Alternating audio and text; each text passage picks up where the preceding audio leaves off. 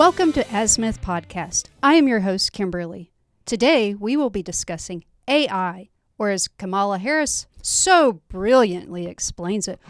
First of all, it's a 2 letters and it's kind of a fancy thing. Seriously, AI is artificial intelligence.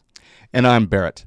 For those that don't know or have been living under a rock for the past year, artificial intelligence is a field which combines computer science and robust data sets to enable problem solving, which enhances speed, precision, and effectiveness of human efforts. It kind of mimics human intelligence. For example, in financial institutions, AI techniques can be used to identify which transitions are likely to be fraudulent, adopt a fast and accurate credit scoring, as well as automate manual, intense data management tasks. So those all sound pretty good, right? Yeah. In social media, AI is used to tailor advertisements to users' interests and online shopping. Now we're starting to get into... Gets a little creepy creepy right there, you're right. AI-driven product recommendations help users find products, compare prices, and receive customer support. Just think of Amazon's price comparisons and recommendations. The 4 types of AI include reactive, limited memory, theory of mind, and self-aware. Reactive machines are AI systems that have no memory and only respond to different stimuli. Limited memory uses memory to learn and improve responses. Theory of mind AI understands the need of other intelligent entities, whereas self-aware AI has human-like intelligence and self-awareness. Reactive machines and limited memory are most commonly used right now, in both a form of a narrow intelligence. Now, many people envision AI as becoming the Terminator and destroying John Connor and all of mankind, or putting mankind in incubators like the Matrix. But current AIs have a fixed learning algorithm for learning various knowledge and are not able to learn how to learn. AI would also have to be beyond specialized, as humans, believe it or not, are complex. Also, AI would need to be improved, have an improved neural network architectures beyond the transformer networks that we have now. Hardware efficiency and complexity would need to increase, and the human brain has 3,500 times more connections than the most complex neural networks right now. Well, one type of concern right now is ChatGPT. ChatGPT is a language processing tool driven by AI tech. It enables people to have conversations that are like human conversations with chatbot. It can answer questions and help with things such as writing essays and codes. Okay. Now, many teachers are having problems with getting their papers written by ChatGPT than students writing it themselves. The students do not learn the material, how to write a paper properly, and while the AI is mostly correct, it can be incorrect, and thus the student will unintentionally submit a false paper to the teacher. Yeah, this has been in the news lately where lawyers and attorneys are using ChatGPT to write their closing statements, their opening statements. There's been even cases where the attorney, cited case law as to support and bolster their argument. However, the case law didn't exist. ChatGPT made it up and cited cases that had never been filed, never reached the light of day. And the judge was like, "Are you kidding me? This like case doesn't exist." Another thing is that teachers and professors are using ChatGPT and other AI programs to try and catch the students that are using AI to help them write their papers. And there's been a couple of cases where a paper has been flagged as AI written, and it wasn't. And so the teachers, told the student, "Hey, look, you have to rewrite this paper. I'm going to give you a 0 because you used AI." And the person's like, "No, I really didn't." So, it's kind of the AI on scholastics is kind of double-edged, but a double-edged sword. Yeah, exactly.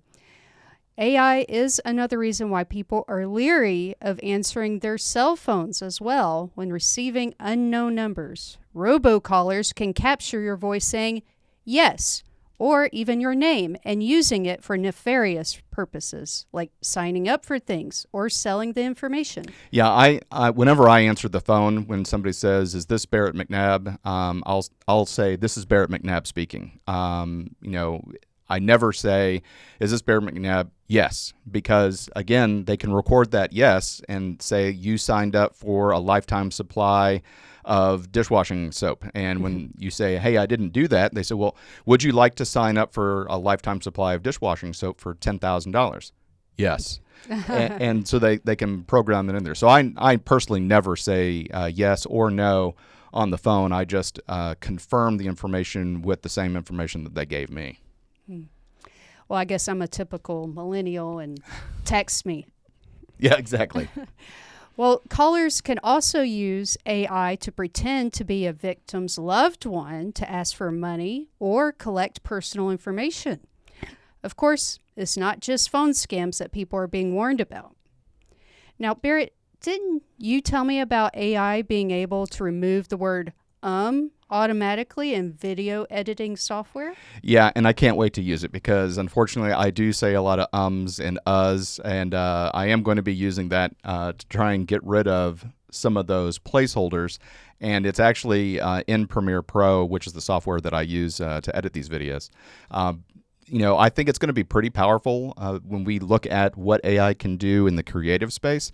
We've only been doing this for 2 months, so I'm still learning a lot. And I watch YouTube videos on how to do things.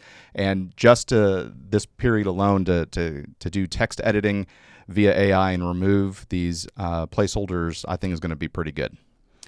Well, I would think that would be a slippery slope to AI generating its own content to make it sound like you're saying something that you didn't actually say, and it could be used against them later, especially in a court of law.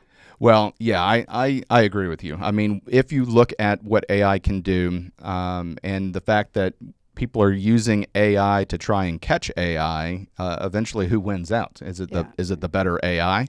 Another slippery slope are the moral decisions that AI can bring up. I was a keynote speaker for a AAA conference, and I was talking about AI and self-driving cars, and they were really kind of saying that, hey, AI is going to, make the world a safer place. There's going to be the ability to... Well, it depends on who is encoding. That's true. That's true. Program. But in theory, what they were saying is they felt that these are the AAA managers felt that insurance was going to, be good because cars would avoid accidents and things like that. And so I, kind of posed the devil's advocate. I was a devil's advocate and posed a theory and said, say you have a school bus that's traveling along a mountain road and and a tire pops and the bus veers into your lane, and your AI in your car, in your self-driving car, has to make a decision. And the two decisions that it makes, plowing into the school bus and killing 27 children, or turning right and driving you off a cliff, killing only you. Now, AI would be the ones to be making that decision if it was in a self-driving car. So it would have to decide whether saving the lives of many are greater than saving the lives of the owner. And so I said what I see is high-end cars have all kinds of technology, and I think third-party vendors would sell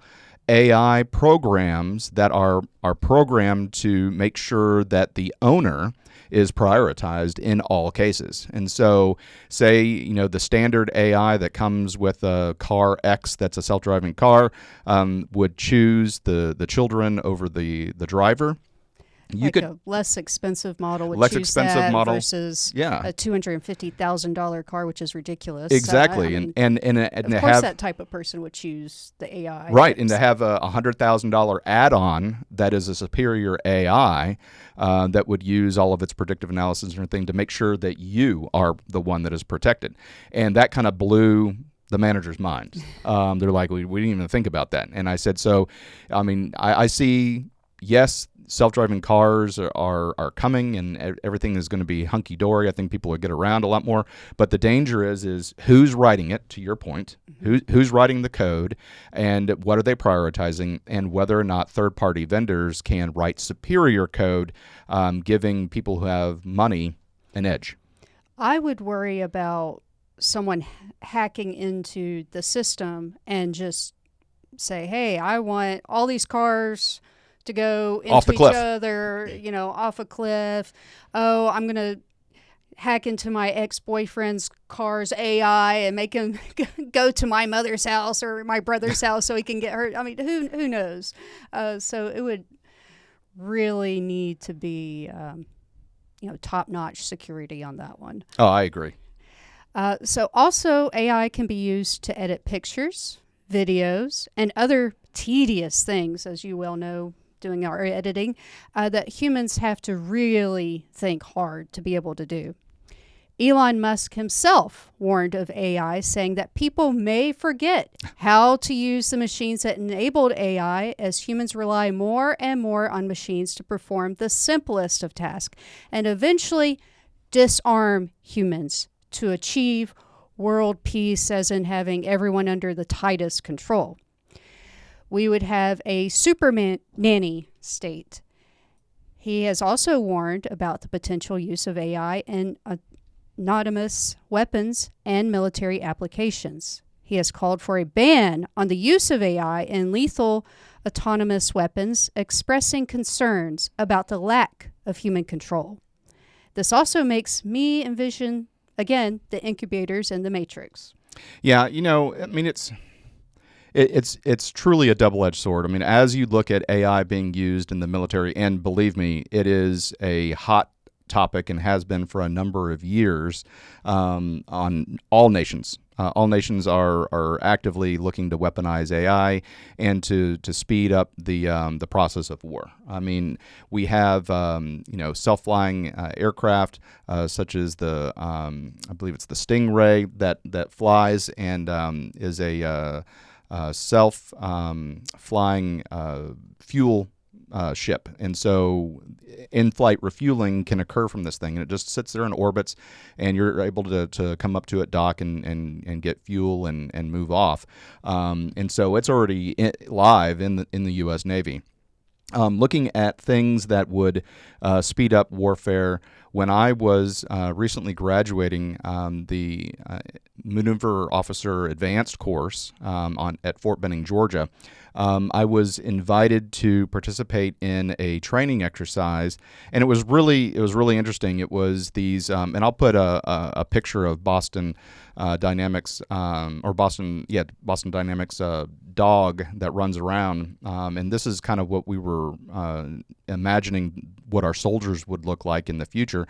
And we were doing the military decision-making process as a battalion staff, and it was all recent graduates of the maneuver and the infantry captain's career course. And so we sat down and we did our standard military decision-making process and inputted the missions into these robotic creatures, and they went and accomplished their objective, and they did it really quickly. Absolutely, just really, really fast.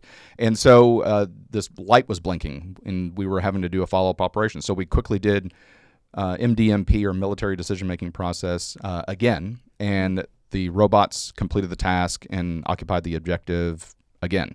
And so we said, look, we're wasting time by doing this. What we need to do is split ourselves into a current operations and a future operations. And so we split the 10-person battalion staff, again made up of all recent graduates and captains.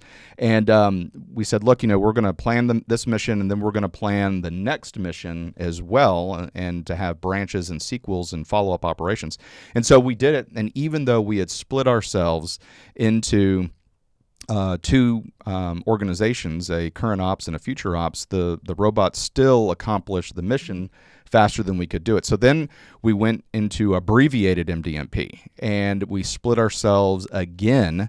So we're doing the cellular mitosis, and so specializing. Yeah, specializing. And so now we're have a current operations and 3 future operations because we split ourselves into 4 units. And we were finally able to catch up with these robots as they were accomplishing the missions. Now, the future, again, this is in 2008.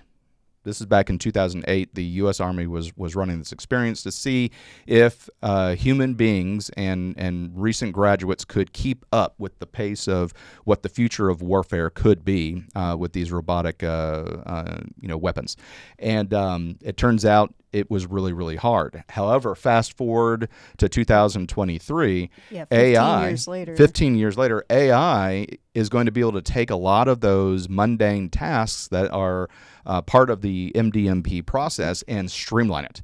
And so you will be able to have a smaller group of people be able to accomplish more tasks for the future of a fast warfare than you could, back 15 years ago in 2008. So, I mean, I can see Elon's, concern, and it is very valid. I mean, once a AI system is given a target package and release authority, it's gone. I mean, it's flying. It's flying. It's going to launch its missiles and things like that, and it's going to not take necessarily. It's going to have a program to take things into consideration, like protected sites, hospitals, and things like that. But what if it doesn't work? And so it is a possibility that there is a scary future. Yep.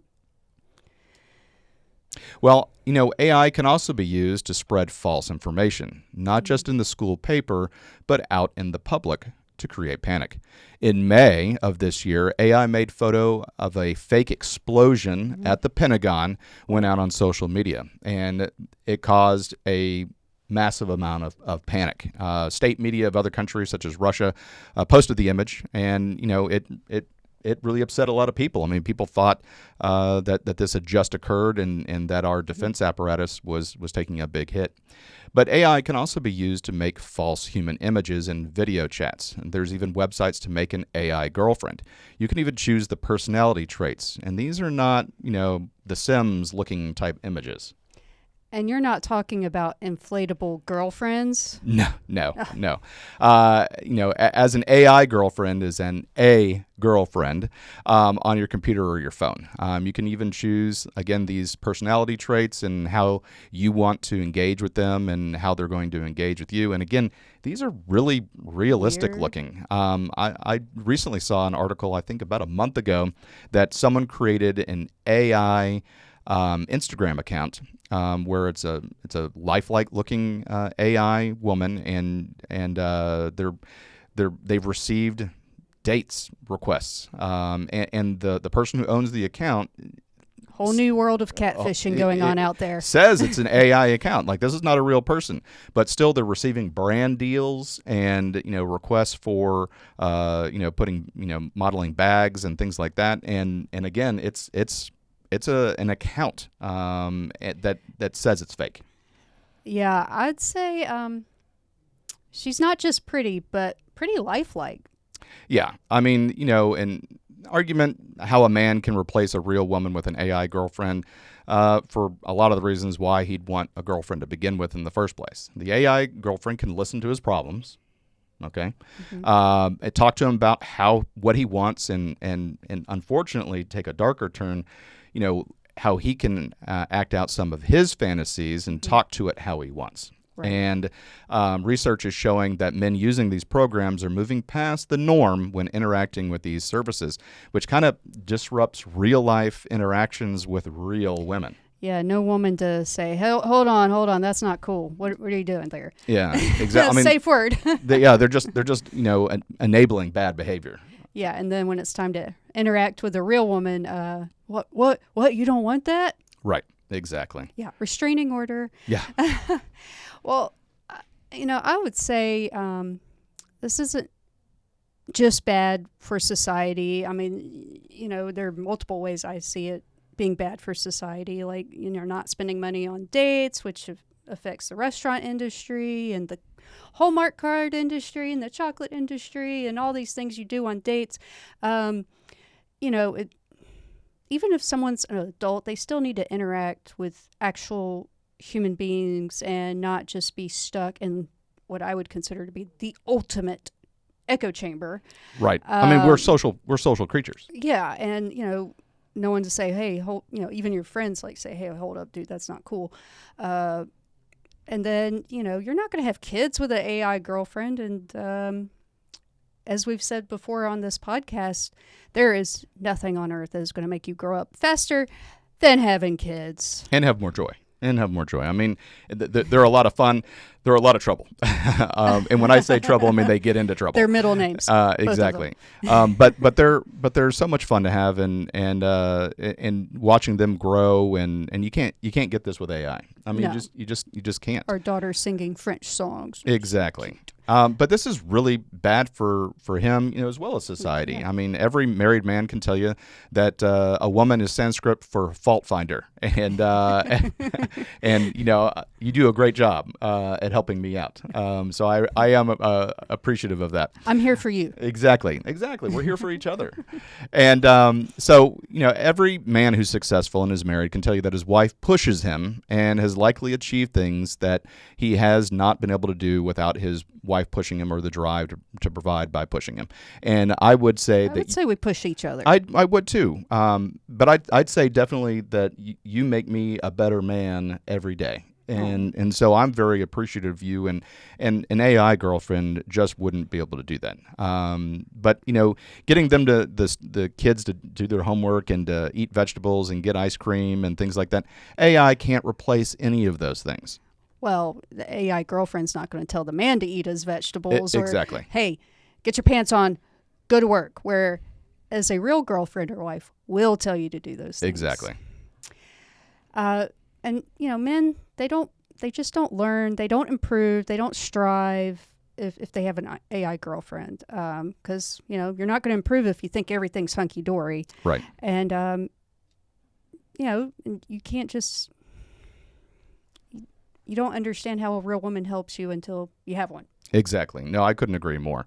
But, why do women want boyfriends? Picky women out there wanting a 6-foot-tall man making $300,000 a year argue that you can't replace that with technology. Nope.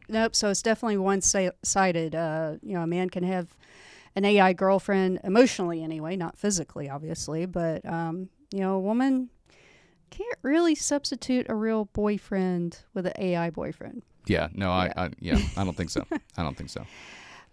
So do these men actually want an AI girlfriend, or are they just unable to get a real one?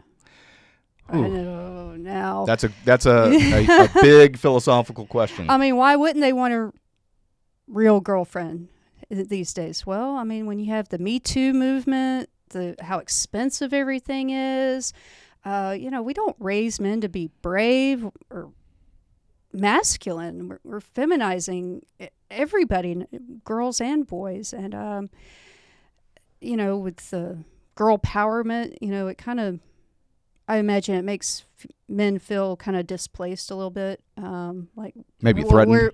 Well, not even just threatened. Like, it's kind of like a kitchen with too many chefs. Okay. Maybe have life feel that way. When you have some traditional roles overtaken. And I've seen some of these girls on some of these dates, the men with the man bun, and they just look so neutered. And I feel for them. I really do. And I don't feel like kids in general and boys, they're not raised to be responsible, and they see prospective girlfriends to be a burden. Yeah, I mean, I can see that.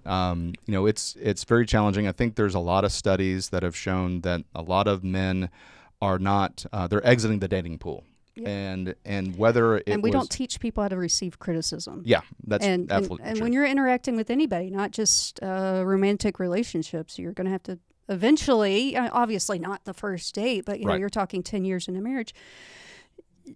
Each side's going to have some criticism every once in a while. It's just absolutely. You learn how to put it in a productive, yes. Sensible way, and you don't develop those skills with No, AI. I mean, I'd say definitely communication is the strong suit that you and I have, and it's this probably the bedrock. Well, love and faith in God and having the same values, but still, communication is so critical, and you don't develop that with an AI girlfriend that's just going to agree with you all the time, and you can be mean to it, and it's like, thank you, can I have another? I mean, it's just kind of sad, and this escapism in video games or online porn is I would see it as in the same realm as yes. of escapism. And people are resorting to dating apps. No one, believe it or not, no one is who they pretend to be, and it's easy to give up. So I mean, I understand, but you can't give up. Right. You'll never get there if you give up. You got to get out in the real world. So how should AI-generated content, such as these AI girlfriends we're talking about, or deep fake videos mentioned previously, be regulated to prevent misinformation and its potential consequences? Well, 4 main considerations are: 1, regulations could focus on ensuring accountability for the creation and dissemination of such content, while protecting individuals' rights to express genuine options. 2, regulations might emphasize transparency, requiring the clear labeling of AI-generated content.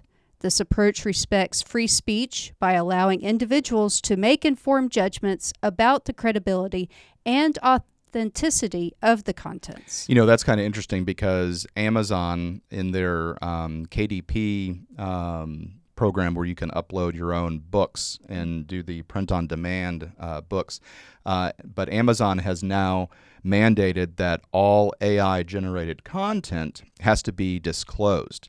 Now, so straight up to what you were to your point. Don't have AI write your book. Exactly. Now it doesn't show on the sale of your book that it's an AI generation. So Amazon doesn't tell the consumer that it's AI generated, but they want to have this repository where they know, meaning Amazon knows, that it was AI generated. And so I think the next step would be for Amazon to eventually disclose, hey, by the way, this is an AI generated content book. And so that's, even without a regulation, Amazon is starting to move that way of their own accord. Let's see. Number 3, public interest in harm mitigation. Society has an interest in preventing the spread of false or misleading information that could harm individuals, institutions, or public discourse. Regulations that aim to minimize harm while preserving truthful and reliable information could be viewed as promoting the public interest. That makes sense. Now, I could see how that could be subjective. Number 4, platform responsibility. Some regulations may place responsibility on social media platforms and content sharing websites to implement measures that identify and mitigate the spread of AI-generated misinformation. So we need to keep in balance as individuals' right to free speech while safeguarding the public interest. But if content is generated by AI, by a computer, why would we be concerned about freedom of speech? While AI-generated content itself may not have inherent rights, the actions and decisions surrounding its creation, dissemination, and impact can intersect with broader principles of free speech. Yeah, I couldn't agree more. So that ends this segment of Azimuth Podcast. Please stay tuned after these messages. Hi, everyone. Thank you for listening. If you enjoy our show with all the stories we share, we would love your support. And it's as easy as clicking that subscribe or follow button. This will ensure you never miss an episode and keeps us bringing you these important stories. Your support makes a huge difference. Thank you so much for being part of our podcast family. Thanks, and keep tuning in. What do Maren Morris and Megan Rapinoe have in common? I'd say they are both ungrateful to what has made them rich and famous, or as we call it in Georgia, biting the hand that feeds you. Welcome back to Azimuth Podcast. I'm Kimberly. And I'm Barrett. Maren Morris has been in the news recently. First, she announced that she's leaving country music, citing the Trump years as the reason behind her decision. She claimed that country music industry has allowed bigotry and toxic masculinity, we love that word, to thrive. She's even referred to current country music as butt rock. What is butt rock? I had to look that up too. It's a style of hard rock and heavy metal music that's watered down both musically and lyrically to garner the maximum radio play and mainstream acceptance. Some cited examples are Nickelback, Theory of a Dead Man, and Puddle of Mud. Am I the only person who likes Nickelback? You know what? I like Nickelback. I like Nickelback too. But I think she's just using the patriotic disposition of country music fans as a stepping stone to move on. Thanks for the ticket and album sales, ya ignorant rednecks. I kind of feel Taylor Swift kind of did the same thing once she started talking about not being silent anymore and saying that she should have stood up for Hillary Clinton and the Democratic Party, fully well knowing that most of her success was to her strong country music base that is very patriotic and has very conservative values. Well, I could see Taylor Swift with her voice, making that transition. I listened to a little bit of Maren Morris's music, and her voice, it definitely sounds country. We'll do a song review at some point for her. But yeah, I don't see that transition with her voice. Now, she's made a pretty strong accusation, especially considering that country music has always been about real stories and real people. Its purpose, like all music, I believe, is to bring people together. And maybe she would know that if Maren Morris spent more time writing songs than posting on her social media accounts. Go think. But most mainstream country artists don't want to be politically divisive because it just doesn't help them reach a broad audience. So she's just being weird on this. I don't know. I don't know about you, but I get annoyed when celebrities act like their opinion is more important than yours. Your job is to entertain. So shut up, dance, monkey dance. And when I'm bored, get back in the box. Well, Morris walked away from country music with her latest song, The Bridge, which sounds like she burned it on the way out. But the question remains, is blaming the Trump years a valid reason for leaving a genre that made her a star, especially since it's been 2 years under a Biden administration? Yeah, almost 3. Yeah, some argue it's a convenient excuse for her personal choices and that country music has always been about reflecting real life, not pushing a political agenda. To blame Trump on the culture of a music industry. Remember, he's one man. Today's country music, to me, sounds like it did before Trump was president. So, to me, the argument is a non sequitur. And before we read the articles about her this week, I had never even heard of her. Yeah, I'll be honest, I hadn't either. So I can't imagine that Maren Morris's departure will really have a significant impact on the country music industry. Country music, I'd say, is better off without someone who brags about taking their 2-year-old to see a drag show. And she has also made news with her divorce from her husband of 5 years. I wonder if it is taking her kid to a drag show or her overreaching sense of ingratitude that is the cause. Anyway, bye-bye. Let's make room for artists who are more focused on the music and their fans who pay big money for ticket sales rather than simply stirring the pot, hoping that someone might notice you for once. You mentioned non sequitur. How is it Maren Morris is related to Megan Rapinoe? I think both are yet just other examples of a culture of ingratitude. Okay. We spend hours discussing the headlines of ingratitude. Colin Kaepernick, Michael Orr, and every celebrity that speaks out on hating America, the very country that made them rich. I mean, look at that scowl. Megan Rapinoe is an ingrate. She will not only show disrespect for our country that has made her rich by not putting her hand over her heart, but also have such a scowl during the national anthem, as if her face couldn't be unpleasant enough. Well, yeah. I mean, it's just showing just absolutely ungratefulness and just a lack of patriotism. Honestly, I feel that the reason that they lost the World Cup is because of shame. They were full of shame of representing the United States, and by not carrying that pride with them, it demoralized the team, because you can see that there were, especially in the opening ceremony, there were little girls that were standing in front of them as the national anthem was playing, and the little girls, regardless of race, black, white, Hispanic, they all had their hand over their hearts, and they were singing the national anthem. And the vast majority of the women's national soccer team was not. They either had their hands behind their back.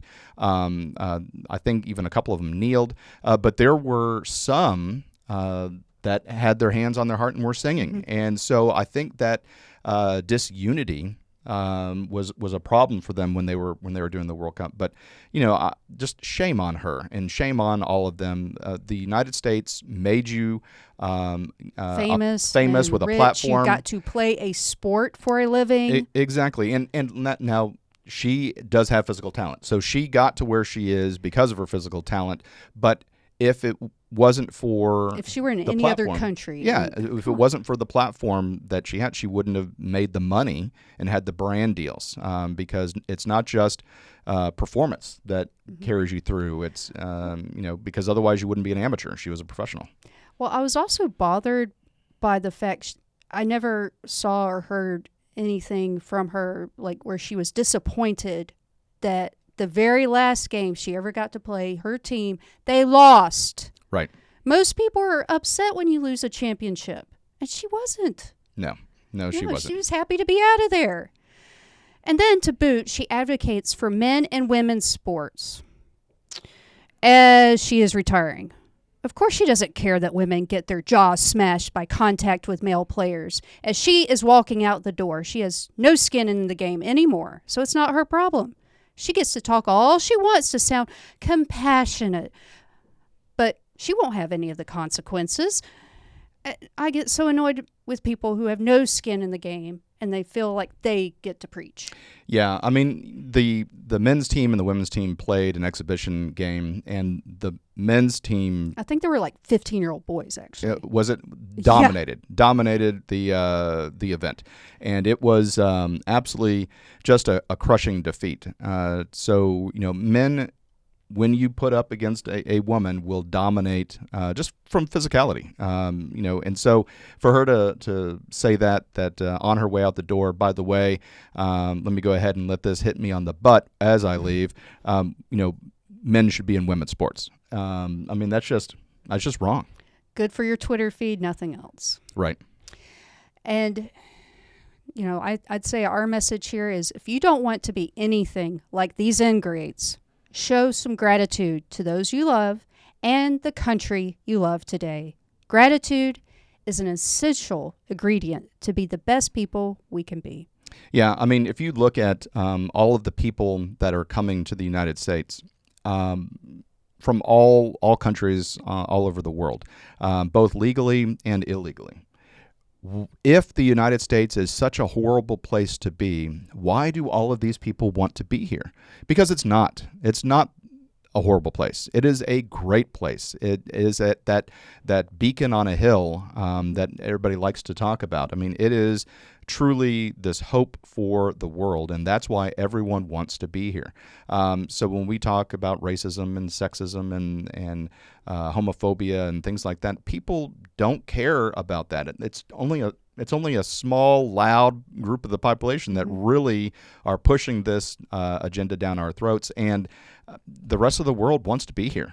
So, I mean, we're so grateful for you, and so we're grateful for the United States of America. We're grateful for having each other. We're grateful for having our faith in God. We're grateful for our children, and we're grateful for you. So thank you so much for listening to this segment, and we'll be back after these. Hi, everyone. Thank you for listening. If you enjoy our show with all the stories we share, we would love your support.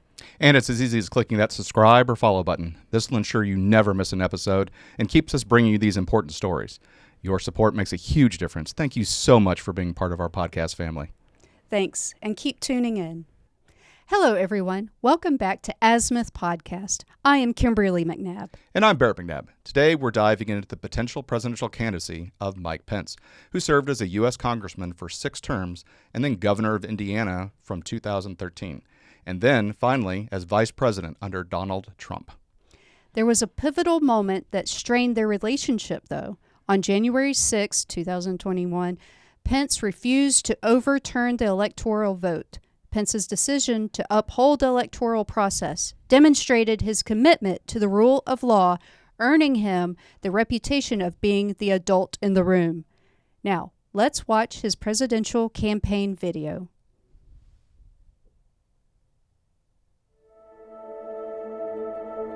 The land of opportunity, beacon of democracy, the shining city on the hill, land of the free, home of the brave. The United States of America. As a son of the heartland, grandson of an Irish immigrant, those aren't just words. My family has lived the American dream. I had the great honor to serve in Congress, as governor, and as your vice president. And I'll always be proud of the progress we made together for a stronger, more prosperous America. But today, our country's in a lot of trouble. President Joe Biden and the radical left have weakened America at home and abroad. The American dream is being crushed under runaway inflation. Wages are dropping. Recession is looming. Our southern border is under siege, and the enemies of freedom are on the march around the world. And worse still, timeless American values are under assault as never before. We're better than this. We can turn this country around, but different times call for different leadership. Today, our party and our country need a leader that'll appeal, as Lincoln said, to the better angels of our nature. I have long believed to whom much is given, much will be required. My family and I have been blessed beyond measure with opportunities to serve this nation, and it'd be easy to stay on the sidelines. But that's not how I was raised. That's why today, before God and my family, I'm announcing I'm running for President of the United States. We can bring this country back. We can defend our nation and secure our border. We can revive our economy and put our nation back on a path to a balanced budget, defend our liberties, and give America a new beginning for life. President Reagan described us as a shining city on the hill. And above all, he called on Americans to renew optimism and believe in themselves again, to believe in each other. Every time our nation has produced leadership that has called upon this country to do hard things, the American people have always risen to the challenge. And we will again. We just need government as good as our people to do it. I believe in the American people, and I have faith. God is not done with America yet. And together, we can bring this country back. And the best days for the greatest nation on earth are yet to come. God bless you. And God bless the United States of America.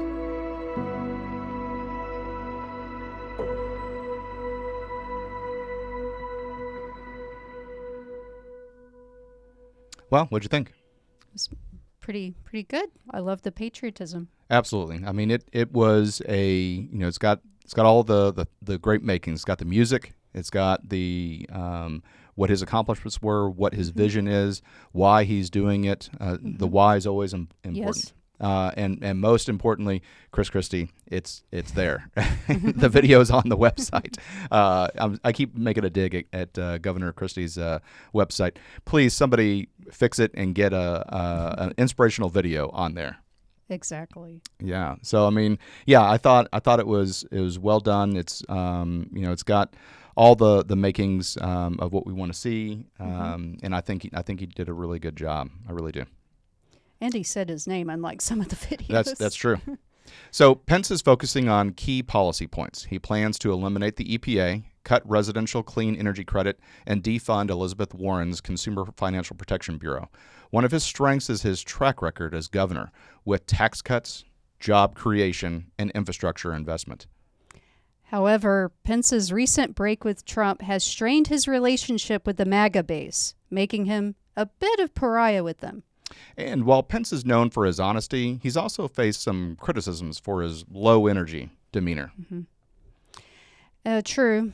And one viral comment during a Blaze TV event where he referred to Ukraine as not my concern, this was during the first presidential debate, sparked some controversy for a few days.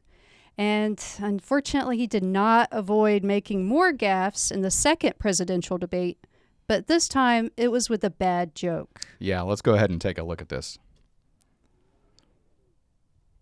You mentioned Mike Pence. Oh. Unfortunately for him, he'll likely will be remembered from last night for this moment. Chris Christie first took a swipe at First Lady Jill Biden while criticizing teachers' unions in public schools. Dr. Biden's a member of the We're just adding this for National context Education so you can Association. see how this Christie's transpired. comment prompted a very awkward response from Mike Pence. When you have the President of the United States sleeping with a member of the teachers union, there is no chance that you could take the stranglehold away from the teachers union every day. They have an advocate inside the White House every day for the worst of their teachers, not for our students to be the best they can be. Full disclosure, Chris, you mentioned the president's situation. My wife isn't a member of the teachers union, but I got to admit I've been sleeping with a teacher for 38 years, and It's painful. full every time. disclosure. Yeah. And gestured to his wife there in the crowd. Yeah, we got it. It was pretty cringeworthy. If you're going to stumble over a joke, better rebound pretty quickly. So unfortunately, the takeaway from that debate was Pence's bad joke instead of his policies. Yeah, I mean, if you have to, again, to your point, if you have to stutter and say and think about this drawn-out statement that you're making that was supposed to be funny, you got to stop. You got to learn how to pivot. Yeah, stop. Well, all in all, Mike Pence's career is marked by both accomplishments as governor and vice president and its challenges. Yeah, and there's nothing to take away from Vice President Pence when he stood by the Constitution and said he was not going to decertify the election on that fateful day, January 6, 2021. He put the Constitution above all. Mm-hmm. And in the first debate, everybody, gave him props for doing that and said that there was no mistake that Vice President Pence had done his duty. And, that's an important takeaway, that, you want someone that is going to be able to do this. And I think we have a pool of talented presidential candidates, and we've been going through them and profiling each of them. So make sure you check out our other videos that ask the question, who is? And Decision 2024. Super exciting. So that concludes this segment of Azimuth Podcast. Please stay tuned after these messages. Hi, everyone. Thank you for listening. If you enjoy our show with all the stories we share, we would love your support. And it's as easy as clicking that subscribe or follow button. This will ensure you never miss an episode and keeps us bringing you these important stories. Your support makes a huge difference. Thank you so much for being part of our podcast family. Thanks, and keep tuning in.